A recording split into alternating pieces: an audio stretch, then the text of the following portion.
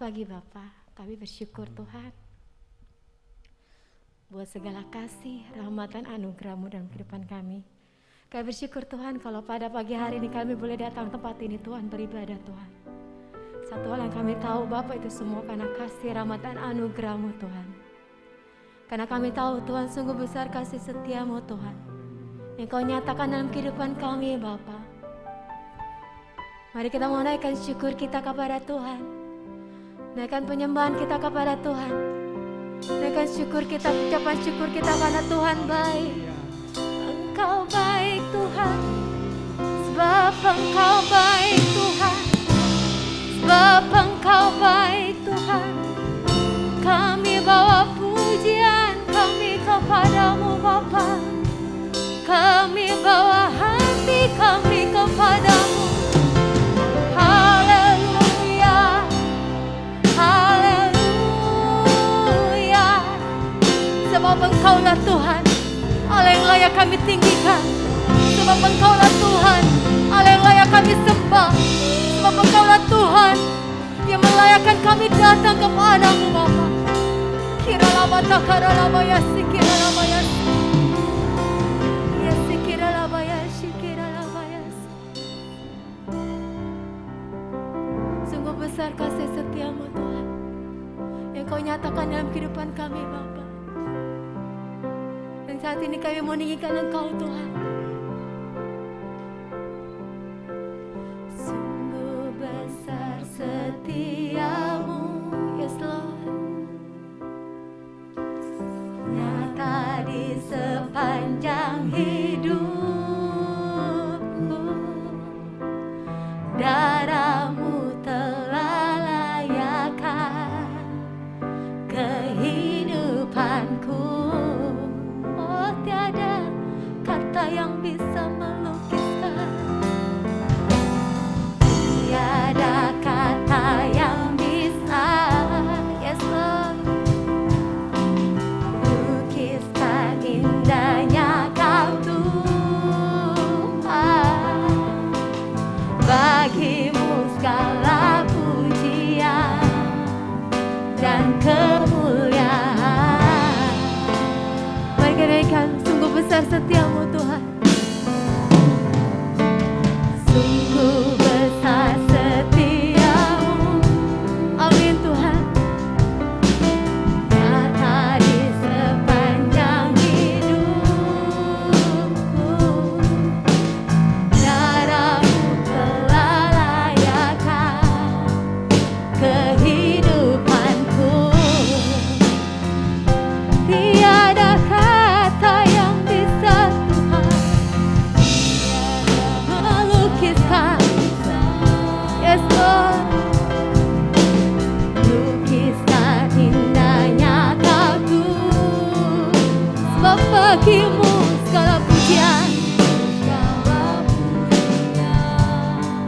dan kemuliaan. Mari kita mau katakan, ku tinggikan Engkau Tuhan, yes, Engkau Tuhan melebihi segalanya, lebih dalam ku menyembah dalam tenang keadaan. Ku tinggikan Engkau Tuhan melebihi segalanya, lebih dalam ku menyembah dalam tenang keadaan.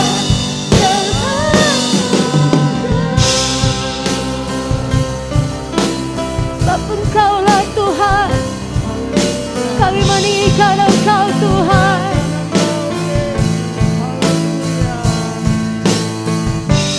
Yes Tuhan, bagimu segala pujian dan kemuliaan.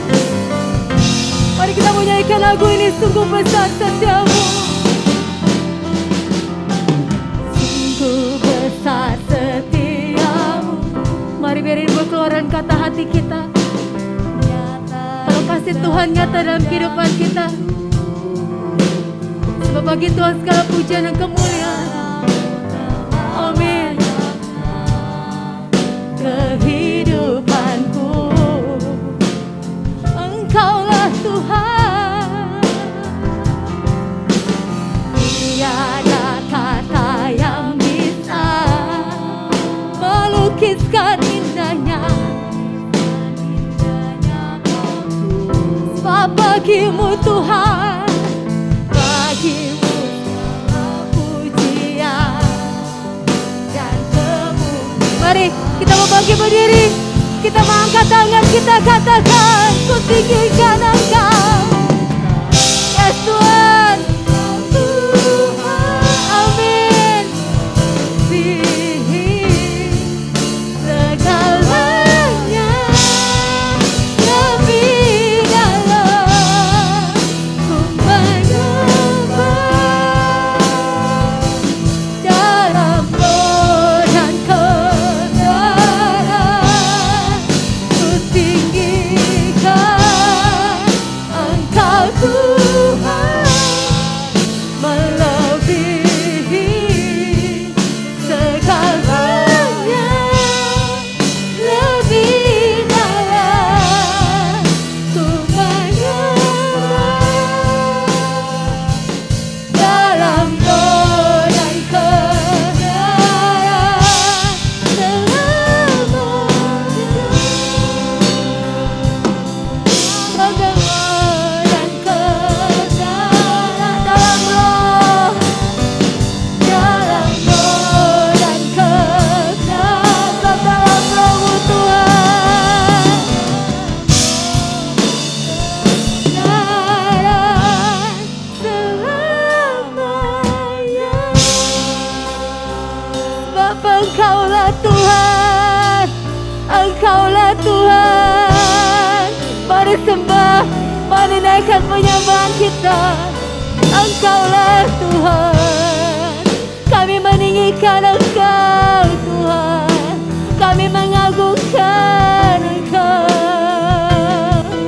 Sebab Engkaulah Raja, Allah yang layak kami sembah. Yes Lord, kami tahu Kau hadir tengah-tengah kami Tuhan, dan kami tahu Kau siap melawat kami Tuhan. Kira baya si kira bala bala bala bala bala bala bala bala bala bala bala. Ya la bala bala bala bala bala bala bala bala bala bala bala bala bala. Kira bala bala bala bala bala bala bala. Ya la bala bala bala bala bala bala. Haleluya. Kira bala bala bala bala bala bala. Kami tahu Kau yang melayakkan kami datang kepadamu Tuhan. Sebab darah-Mu Tuhan yang melayakkan kami Tuhan. Sebab hanya perkenanan-Mu Tuhan kami boleh ada di tempat ini Tuhan. Dan saat ini Tuhan kami tidak mau sia-siakan waktu ini Tuhan. Karena kami mau datang meninggikan Engkau Tuhan. Karena kami memberikan waktu kami terbaik buat Engkau Tuhan. Sehingga kami pulang bukan sebagaimana kami datang Tuhan. Kira la bala bala bala bala bala bala bala bala. Sikira la bala bala bala bala. Mari rasakan kehadiran Tuhan. Sebab Dia hadir di tengah kita, dan Dia siap melawat kita. Kira la bala bala bala bala. Mari kita mengangkat tangan kita. Kami mau tinggikan Engkau Tuhan. Pandang Dia dengan mata rohani kita, sebab Dia Allah yang telah menyelamatkan hidup kita. Ku tinggikan Engkau Tuhan, amin. Melebihi Yes. segalanya, lebih Dalam ku menyembah dalam roh dan kebenaran. Ku tinggikan Engkau Tuhan, melebihi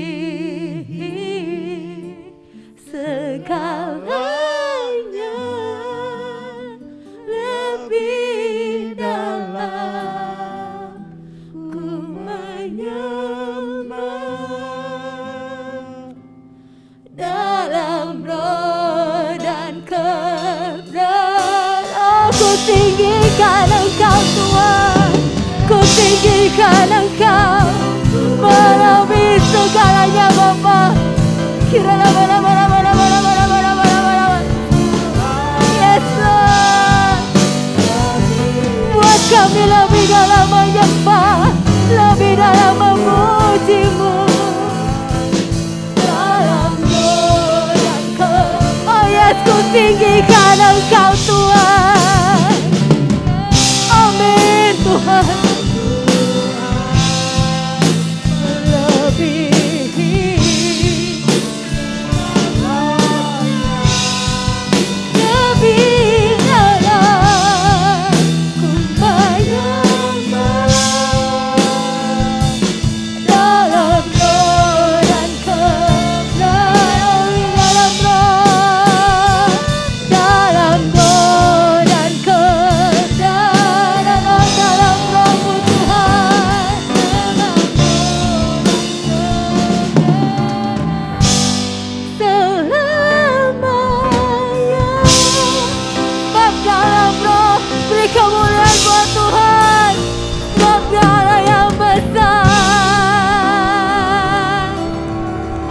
Bersyukur Tuhan buat segala kasih, rahmat dan anugerah-Mu Tuhan. Kami bersyukur Tuhan, kami percaya Kau hadir tengah-tengah kami Tuhan. Dan kami tahu Tuhan Kau hadir tengah melawat kami Tuhan. Sebab kami tahu Tuhan Kau Allah yang besar Tuhan. Dan saat ini Tuhan kami mau pulang Tuhan. Kami mau pulang bawa berkat yang luar biasa yang mulai kami bagikan tempat lain. Dan saat ini Tuhan kami mau memakai waktu kami sebaik-baiknya memuji Engkau, meninggikan Engkau. Terima kasih, terima kasih. Mari kita mau katakan sebab Kau besar, sebab Engkau besar, sebab Engkau besar. Amin. Kita mau angkat tangan, kita katakan sebab Kau besar, ya Tuhan. Ajaib, tiada seperti Engkau, tiada seperti Engkau.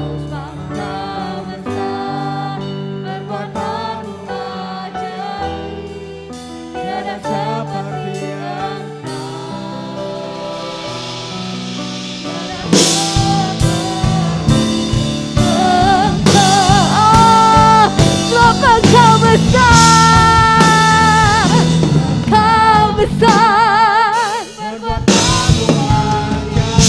sebab perbuatan-Mu ajaib. Amin Tuhan. Sebab Kau besar, perbuatan-Mu ajaib, tiada seperti Engkau, tiada seperti Engkau, tiada seperti Engkau. Katakan tiada seperti Yesus, seperti, katakan Yesus, Yesus. Beri kemuliaan buat Tuhan. Haleluya. Amin, amin, amin. Yang percaya bahwa tiada seperti Tuhan, kita mau katakan sama-sama amin. Beri kemuliaan buat Tuhan. Siapa bersuka cita hari ini? Kita bersuka cita karena kita punya Tuhan yang besar, amin. Kita bersuka cita karena kita punya Tuhan yang baik.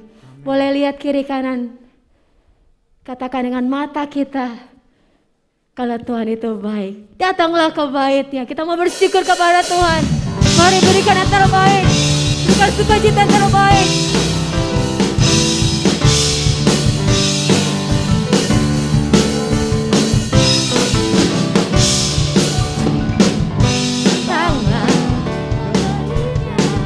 Dengan hati bersyukur, serahlah pelatanannya.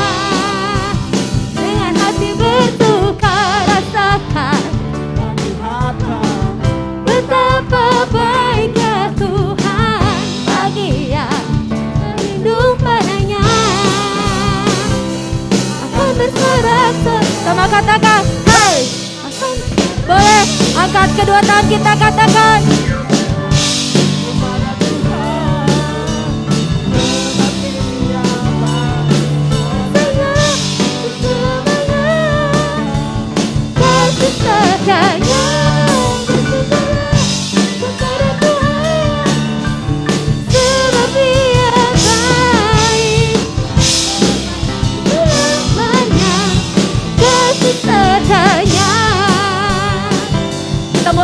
kepada Tuhan.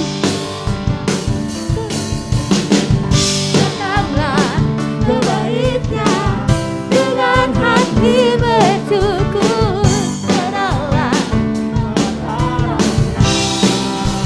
dengan hati bersyukur, rasakan dan lihatlah betapa baiknya Tuhan. Baginya berlindung padanya. Katakan, hai.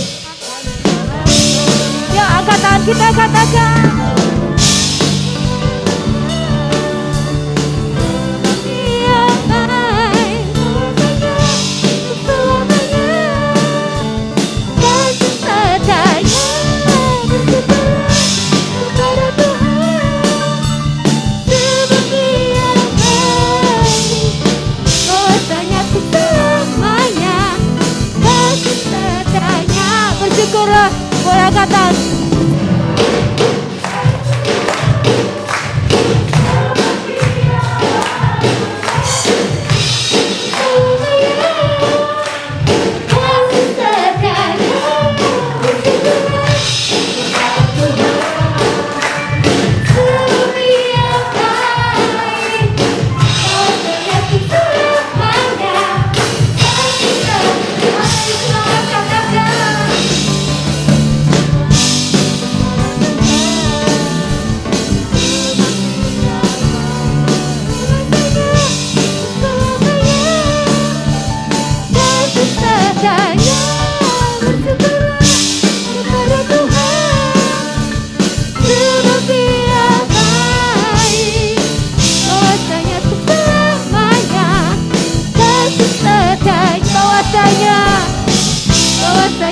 Bahwasanya untuk selamanya, bahwasanya kasih setianya. Amin, amin, amin, amin, amin, amin. Bersyukur kepada Tuhan. Amin. Silakan duduk Bapak Ibu Saudara. Sebelum kita masuk dalam firman Tuhan, saya mau sedikit kesaksian. Kalau saya ada di sini, bisa pelayanan di sini, itu semua karena anugerah Tuhan. Jadi selama 2 minggu kemarin itu Tuhan kasih berkat buat saya, Tuhan kasih buat saya sakit. Sakit sekarang itu kan parno ya, jadi mulai dari radang tenggorokan, batuk sampai suara saya hilang. Jadi harus seminggu lalu itu saya pelayanan, tapi karena saya habis sama sekali suara, saya nggak bisa pelayanan. Saya nggak tahu apa rencana Tuhan. Semua orang bilang suruh swab antigen saya jalanin, PCR saya jalanin, sampai toraks saya jalanin, semua hasilnya baik. Tapi selama seminggu, hampir 2 minggu ini saya nggak bisa tidur sampai malam. Sampai saat itu saya ada satu titik saya yang nyerah sama Tuhan. Saya bilang, Tuhan saya nggak tahu apa rencana Tuhan. Saya nggak tahu, saya selama ini saya pelayanan Tuhan, saya selalu berdoa, saya selalu memberkati, tapi kenapa Tuhan nggak pernah dengerin suara doa saya. Tuhan, kayak saya merasa Tuhan tuh jauh dari saya. Sampai suatu titik saya tiba-tiba terdengar, saya teringat akan firman Tuhan di Habakuk 3 yang berkata, sekalipun pohon ara tidak berbuah, sekalipun pohon anggur tidak menghasilkan, tapi ku tetap beria-ria dalam Tuhan. Sampai saya teringat kisah ketika Sadak Mesak Abednego yang harus dimasukkan dalam perapian untuk menyangkal, tapi dia tetap, sekalipun Tuhan tidak menolong, ku akan tetap setia sama Tuhan. Sampai saya diingatin itu, saya bilang, oh ya Tuhan, sekalipun Tuhan tidak tolong saya, sekalipun saya masih gak bisa tidur setiap malam, saya gak tahu kenapa, tapi saya mau tetap setia sama Tuhan. Sampai saya bilang, sampai harusnya minggu ini saya bilang, Tuhan kemarin udah digantiin pelayanan, saya mau minggu ini saya pelayanan, saya gak mau digantiin Tuhan, saya gak mau digantiin sama orang, karena saya mau melayani Tuhan, karena saya mau memberikan yang terbaik buat Tuhan, karena Tuhan tuh baik buat saya.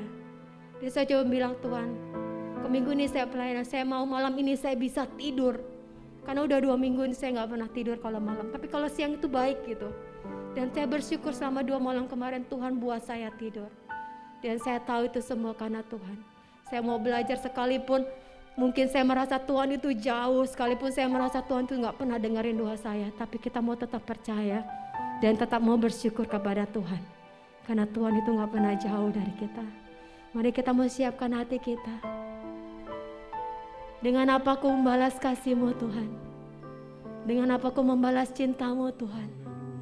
Dan satu hal yang kami tahu, aku mau tetap bersyukur kepada Tuhan. Mari kita menyanyikan lagu ini. Berikan waktu kita yang terbaik buat Tuhan. Karena Tuhan mau kita selalu bersyukur akan segala keadaan.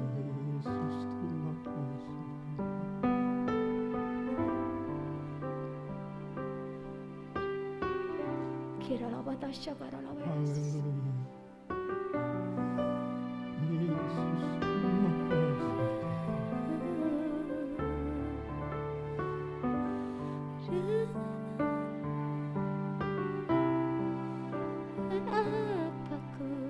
Membalas kasih-Mu yang ku terima dari-Mu. Dengan apa ku membalas cinta-Mu Tuhan? Dengan apa ku membalas cinta-Mu, oh Yesusku. Oh Yesusku, katakan, ku mau selalu yes Lord, selalu bersyukur. Kau Tuhan yang setia, yang selalu menopang. Ku mau selalu bersyukur, selalu bersyukur. Kau Bapakku yang setia. Mari sudah bagi berdiri. Dengan apa ku membalas kasih-Mu Tuhan? Karena ku tahu Kau Allah yang baik.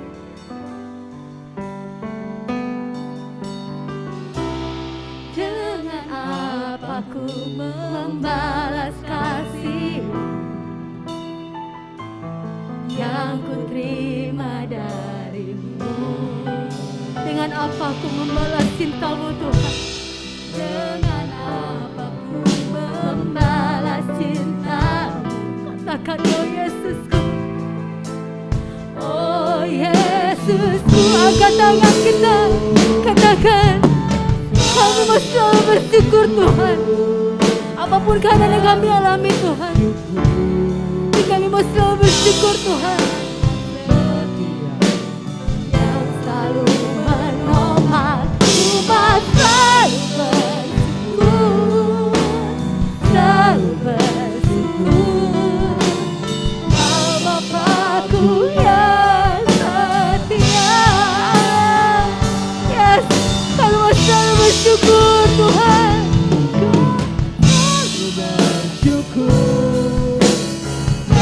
Saya serahkan pada hamba-Nya.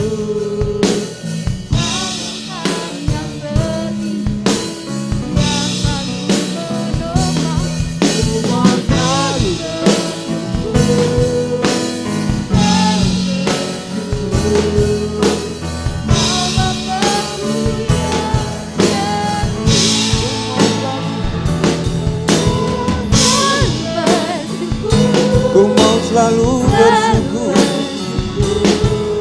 Kasih-Mu tidak bisa diuraikan dengan kata-kata, tidak bisa dijabarkan dengan ucapan, karena keterbatasan kosakata yang kami miliki. Kasih-Mu begitu dalam, begitu luar. Ajar kami Bapa, agar kami bisa membalas kasih-Mu. Ajar kami bisa mampu untuk membalas kasih-Mu. Kalau bukan karena Engkau sampai pada saat ini, karena bukan karena kesetiaan-Mu yang menopang kami, yang menyokong kami, yang membuat kami kuat, maka kami tidak mungkin ada sebagaimana kami ada pada saat ini Tuhan. Kami selalu bersyukur Tuhan, kami selalu bersyukur kepada-Mu Tuhan. Apapun yang terjadi dalam hidup kami, baik itu suka maupun duka, baik pada waktu kami berhasil maupun pada waktu kami gagal, baik pada waktu kami sehat maupun pada waktu kami sakit Bapa, baik pada waktu kami berada di atas maupun pada waktu kami berada di bawah Tuhan.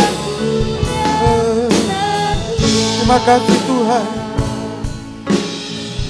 Bapakku Terima kasih Tuhan. Terima kasih Tuhan.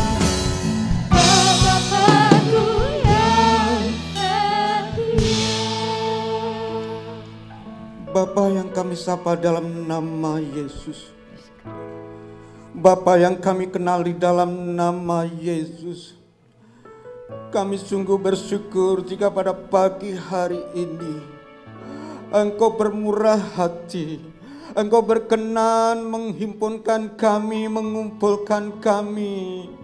Engkaulah yang mendorong kami, yang mengingatkan kami, yang membawa kami, yang menyertai kami, sehingga kami berada di dalam rumah-Mu. Suatu hal yang terbaik dalam hidup kami sebagai orang-orang yang percaya. Kalau kami masih bisa bersekutu dengan Engkau, kalau kami masih bisa beribadah kepada-Mu Tuhan, kalau kami masih bisa memuji menyembah Engkau, kalau kami masih bisa mendengarkan firman-Mu Tuhan, itu yang terbaik dalam hidup kami Bapa. Terima kasih Tuhan, kami tidak mau melewatkan kesempatan yang baik ini Tuhan. Kalau kami sudah memuji dan menyembah Engkau, kini saatnya kami mau duduk dengan tenang. Kami mau mendengarkan firman-Mu. Kami mau menjadi seorang hamba yang memberikan hati bagi tuannya.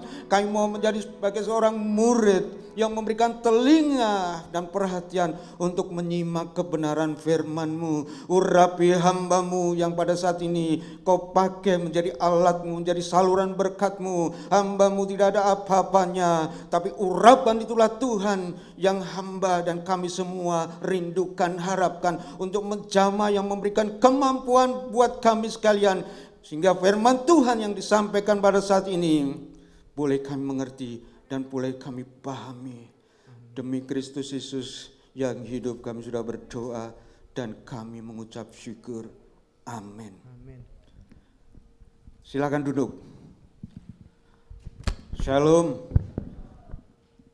Saya senang kembali bisa ketemu dengan Bapak Ibu Saudara dalam ibadah pagi hari ini. Semua bersukacita, semua berbahagia, puji Tuhan.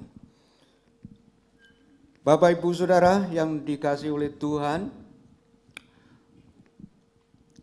kalau kita mendengar, kita melihat dan menyaksikan di dalam kehidupan orang-orang percaya, di kalangan orang-orang Kristen, anak-anak Tuhan, masih ditemukan tindakan-tindakan yang tidak terpuji, bahkan boleh dikatakan melanggar hukum. Masih mencuri, masih menipu, masih melakukan manipulasi, korupsi, masih suka menganiaya sesamanya, masih membunuh dan lain sebagainya. Mengapa hal itu bisa terjadi? Jawabannya simpel dan sederhana. Karena kehendak Bapa yang di surga belum terjadi di dalam kehidupannya.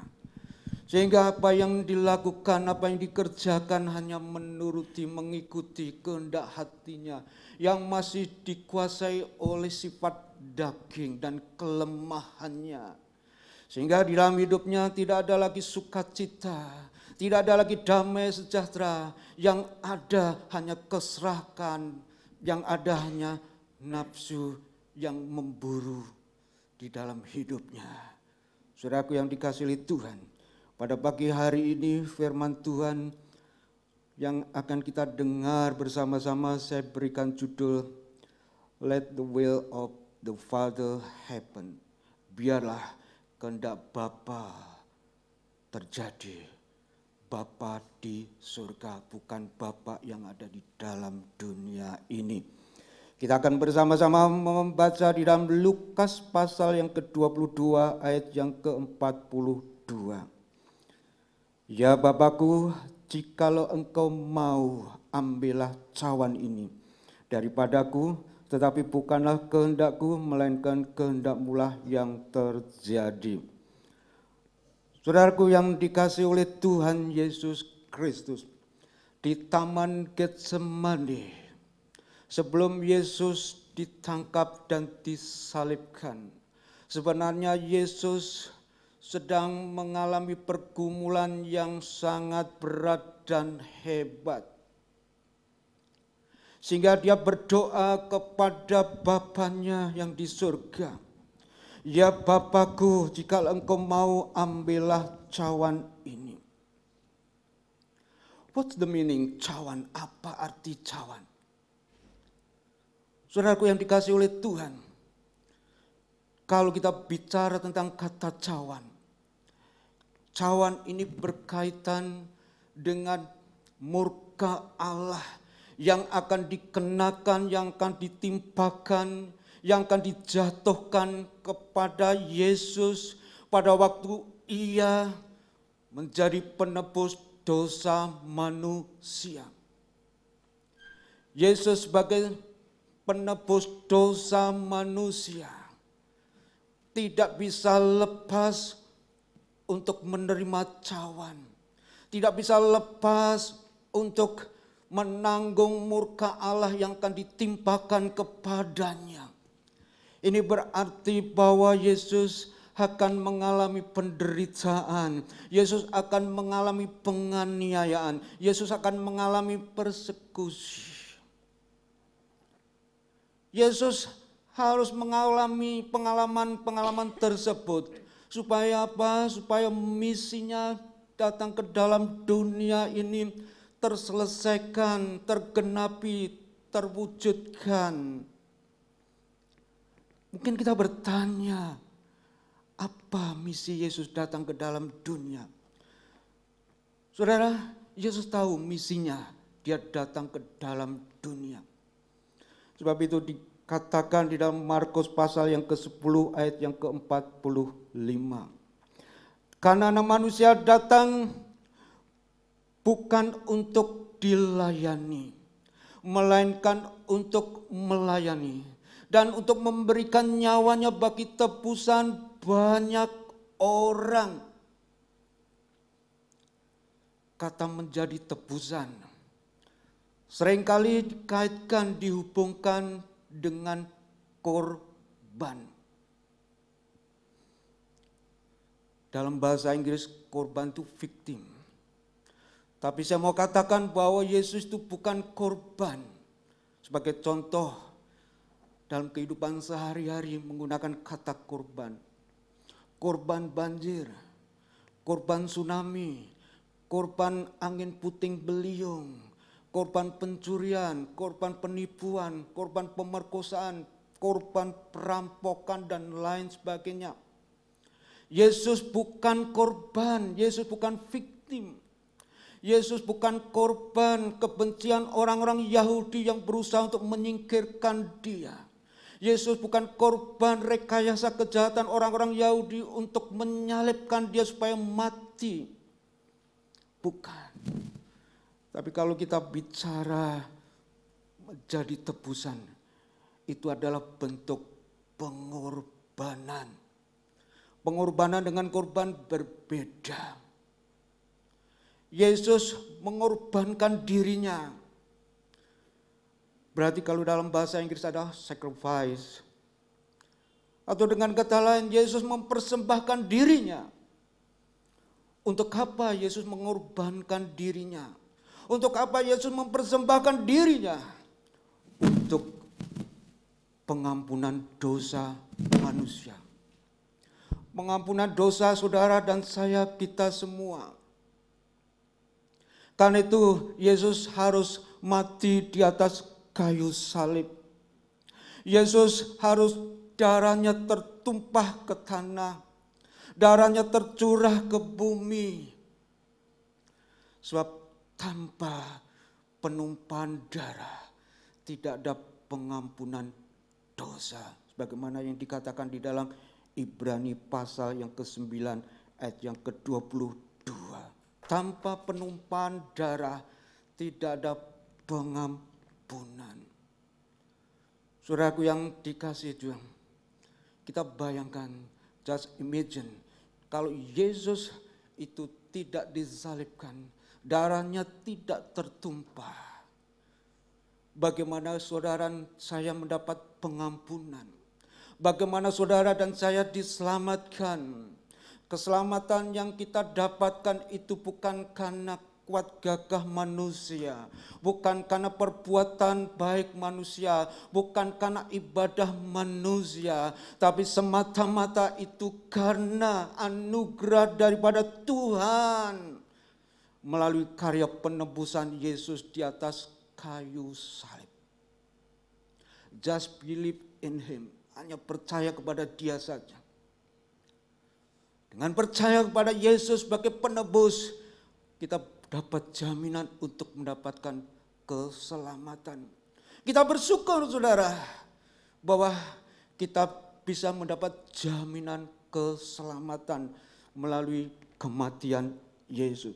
Saudaraku yang dikasihi oleh Tuhan, kalau Yesus berkata di dalam doanya, "Ya Bapakku, jikalau Engkau mau, ambillah cawan ini daripadaku." Apakah Yesus sedang meminta, sedang memohon, sedang mengadakan negosiasi dengan Bapaknya supaya diizinkan, supaya diperbolehkan, supaya diperkenankan? Oh kalau bisa lalukan cawan ini, oh kalau bisa aku menolak cawan ini, kalau bisa aku menyingkirkan cawan ini, aku enggak mau menanggung murka Allah, aku enggak mau menderita, aku enggak mau disalibkan. Apakah demikian? Enggak saudara.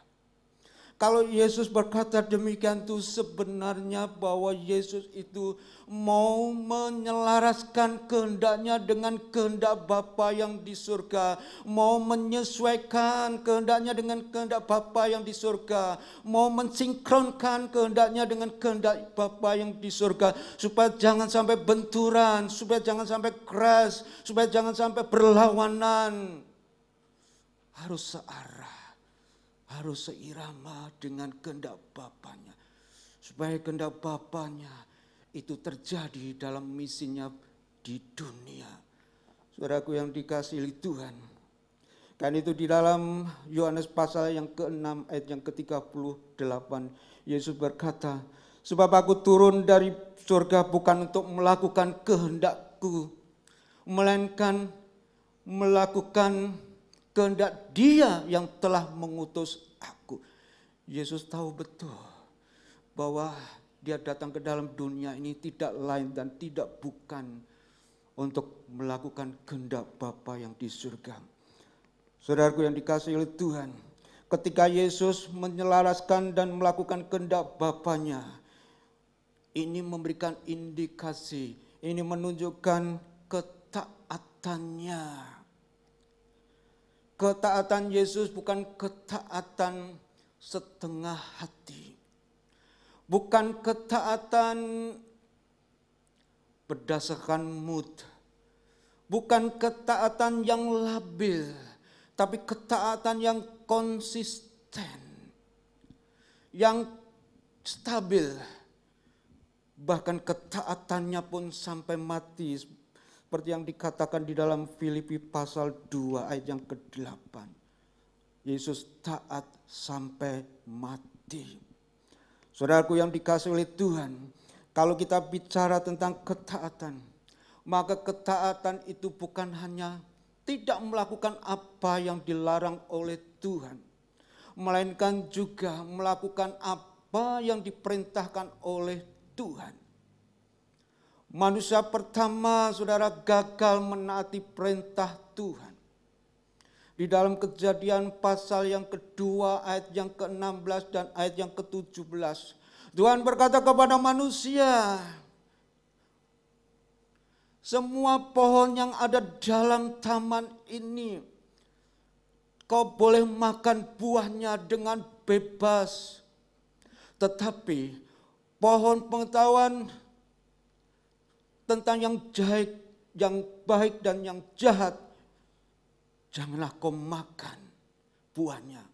Sebab pada waktu engkau memakannya, pastilah engkau mati." Kemudian pasal 3 ayat yang ke-6, kitab Kejadian. Dikatakan, perempuan itu melihat bahwa buah pohon itu, yaitu buah pohon baik dan yang jahat, baik untuk dimakan dan sedap kelihatannya. Lagi pula menarik perhatian karena memberikan pengertian. Ini akibat ular, yaitu iblis yang menyamar, yang sudah memutar balikkan mindsetnya. Sehingga seolah-olah kalau makan itu diberikan pengertian, berarti selama ini Tuhan menyembunyikan sesuatu. Selama ini Tuhan tidak fair, selama ini Tuhan ternyata ada sesuatu yang dirahasiakan. Tapi kalau makan buah itu maka diberikan pengertian, itu karena ulah daripada iblis melalui ular. Lalu perempuan itu, saudara, mengambil buahnya, dimakannya, dan kemudian juga diberikannya kepada suaminya yang ada pada waktu itu, dan suaminya pun juga memakannya. Padahal kalau dipikir, perintah Tuhan itu jelas. Janganlah kau makan buah pengetahuan tentang yang baik dan yang jahat itu. Udah jelas. Tapi manusia tidak mengindahkannya. Manusia melanggar perintah Tuhan. Manusia tidak taat pada perintah Tuhan. Jadi manusia pertama itu gagal menaati perintah Tuhan. Saudaraku yang dikasihi oleh Tuhan, ketaatan bisa mendatangkan berkat Allah. Di dalam Lukas pasal 5 ayat 4 sampai ayat yang ke-6. Ayat yang keempat, Yesus memerintahkan Simon Petrus untuk menebarkan jala ke tempat yang lebih dalam. Simon Petrus kemudian juga melakukan apa yang diperintahkan oleh Tuhan Yesus. Namun sebelumnya sempat menjawab, "Guru, sudah semalaman kami bekerja keras dan tidak menangkap apa-apa. Tapi karena Engkau yang memerintahkannya, aku akan menebarkan jala juga." Dan ketika Simon Petrus melakukan apa yang diperintahkan oleh Tuhan, kita lihat apa yang terjadi. Mereka mendapat tangkapan ikan yang banyak. Bukan cuma banyak, banyak saudara. Sampai dikatakan ayat yang ke-6, jalannya mulai sobek, mulai koyak. Karena begitu banyak ikan yang diperoleh pada waktu itu, saudara. Saudaraku yang dikasihi Tuhan, how can it be? Bagaimana bisa? Murid-muridnya ini kan mereka bukan orang biasa. Mereka itu kan nelayan yang sehari-harinya memang mencari ikan. Mereka itu profesinya memang mencari ikan. Mereka itu punya pengalaman. Mereka itu punya jam terbang tinggi. Mereka tahu kapan harus mencari ikan, kapan tidak mencari ikan. Mereka tahu di mana letak ada ikannya dan di mana letak tidak ada ikannya. Tapi kenyataannya zero, kosong, tidak mendapat apa-apa. Ini memberikan pelajaran buat kita semua, supaya jangan sampai seorang itu kemudian mengandalkan kemampuannya, mengandalkan kebisaannya, mengandalkan kepintarannya, mengandalkan pengalamannya, mengandalkan prestasinya. Yang Tuhan inginkan tuh menaati perintah Tuhan. Walaupun kelihatannya impossible, enggak masuk akal. Aku sudah semalam-malaman mencari ikan. Ini waktu untuk mencari ikan. Tapi toh enggak mendapatkan apa-apa. Masa siang hari kau suruh menebarkan jala? Bagi Tuhan tidak ada yang mustahil. Karena Tuhan kita ini Tuhan yang melampaui kemustahilan. Yang penting menaati perintah Tuhan.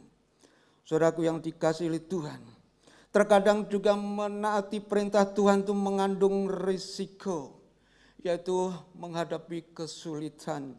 Di dalam Matius pasal yang ke-14 ayat 22, 24 dan 27. Saya tidak mengajak untuk membaca, tapi saya akan jelaskan garis besarnya. Ayat yang ke-22. Yesus memerintahkan murid-muridnya untuk pergi mendahulunya ke seberang. Sementara Yesus tinggal di daratan, di pantai, dia mau berdoa di bukit yang ada itu. Ini kejadian sudah Yesus melakukan mujizat, memberikan makan 5.000 orang. Murid-muridnya pun juga melakukan apa yang diperintahkan oleh Tuhan. Mereka membawa perahu menyeberang danau. Namun ketika berada di tengah danau, apa yang terjadi? Perahu mereka mulai diombang-ambingkan oleh gelombang air danau. Karena ada angin sakal yang menghantam dari depan perahu. Angin sakal itu adalah angin yang datang dari depan. Dan itu terjadi, saudara, sampai semalam-malaman. Mereka berjuang keras antara hidup dan mati. Mereka tidak mau perahu mereka menjadi rusak dan hancur. Dan mereka juga tidak mau mati tenggelam di dasar danau pada waktu itu. Sampai pada akhirnya menjelang pagi, Yesus baru datang menemui mereka, menjumpai mereka. Sudah menjelang pagi. Dan anehnya, saudara, Yesus tidak terkejut, Yesus tidak kaget. Oh, ternyata kalian sedang menghadapi kesulitan ya? Enggak. Kenapa Yesus tidak terkejut? Karena Yesus tahu apa yang akan terjadi. Karena Yesus yang memerintahkan mereka. Dan Yesus datang menenangkan mereka. Ayat 27 dikatakan, tenanglah, aku ini, jangan takut. Seketika itu juga air yang bergelombang itu menjadi berhenti. Angin yang tadi menghantam dari depan juga berhenti. Tenang, teduh, sepi. Saudaraku yang dikasihi oleh Tuhan. Barangkali Bapak, Ibu, Saudara sedang menghadapi gelombang kesulitan, kesukaran yang rumit, yang berat. Barangkali juga sedang diterpa angin sakal yang menggoncangkan hidup saudara, yang membuat iman saudara, yang membuat jiwa saudara, mental saudara mungkin bisa lemah, drop. Saudaraku, satu hal yang saya mau katakan, Jesus has never left us. Yesus tidak pernah meninggalkan kita. He always be with us, all days, all time, and forever. Ia selalu bersama dengan kita setiap hari, setiap waktu, bahkan selama-lamanya. Kalau Yesus tidak meninggalkan murid-murid yang berjuang antara hidup dan mati, maka dia pun juga tidak akan meninggalkan saudara, kita semua yang berjuang antara hidup dan mati. Ada waktu, ada saatnya Yesus akan datang menjumpai di tengah-tengah persoalan kesulitan yang saudara hadapi. Dan Yesus berkata, tenanglah, aku ini, jangan takut. Tapi masalahnya, kapan Yesus datang? Kapan Yesus menemui? Kapan Yesus menjawab? Aku membutuhkan, aku memerlukan ini. Aku sudah tidak kuat, aku sudah tidak tahan lagi. Aku sudah begitu menderita. Saudara, kembali pada kedaulatan Tuhan. Yang jelas kita harus percaya. Just believe in Him. Harus percaya kepada Dia.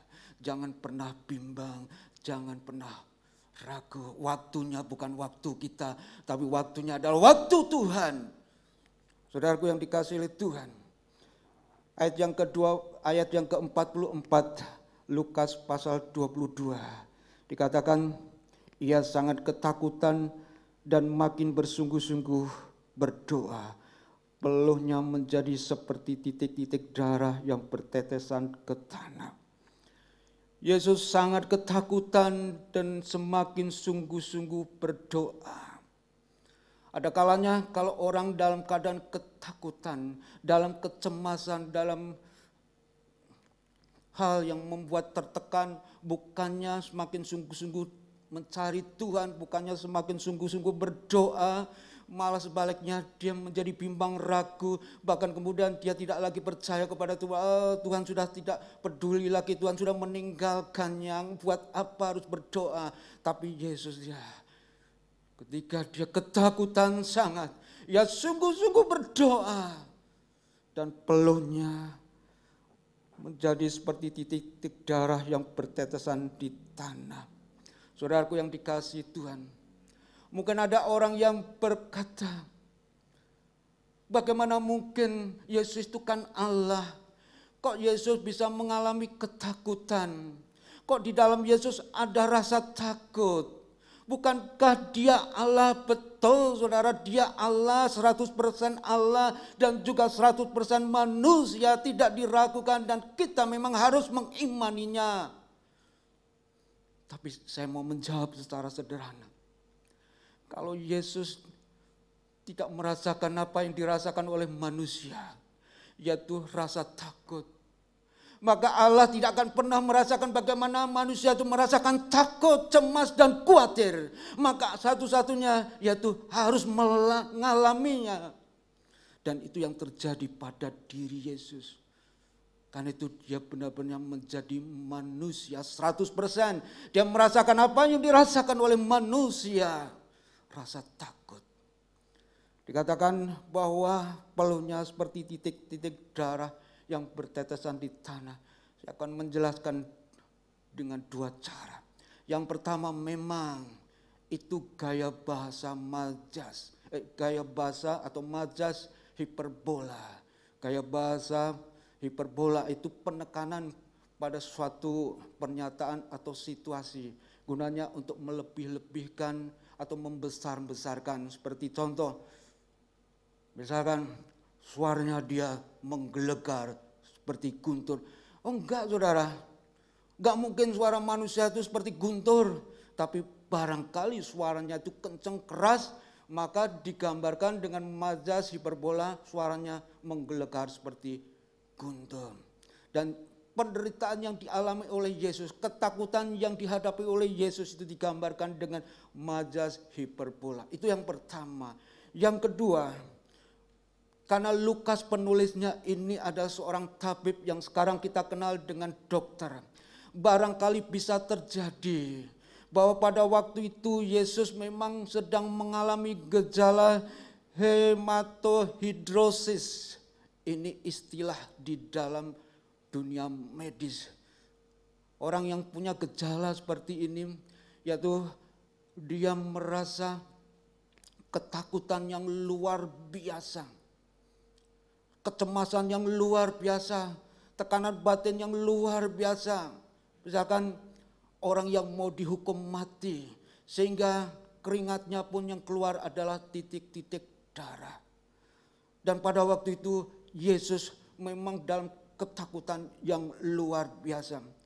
Kata ketakutan dalam bahasa aslinya agonio, berarti bertempur, bertanding, melawan atau mengalahkan diri sendiri secara kejiwaan atau psikologis yang disebabkan, yang dikarenakan karena tekanan yang begitu berat.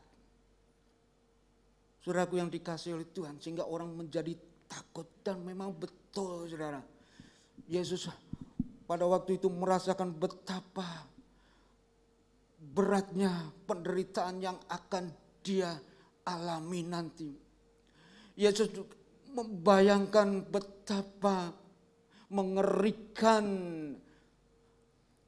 penganiayaan yang nanti dia akan hadapi. Namun satu hal saudara, yang kita mau petik dari ini, Yesus memutuskan untuk tetap menghadapinya, tetap melewatinya. Yesus tidak mau menyingkir dari masalah. Yesus tidak mau menghindar dari masalah. Dia mau menghadapi sekalipun berat rasanya. Saudaraku yang dikasihi oleh Tuhan, dia harus menerima cawan itu. Dia harus juga menanggung murka Allah yang akan ditimpakan kepadanya sebagai penebus dosa manusia.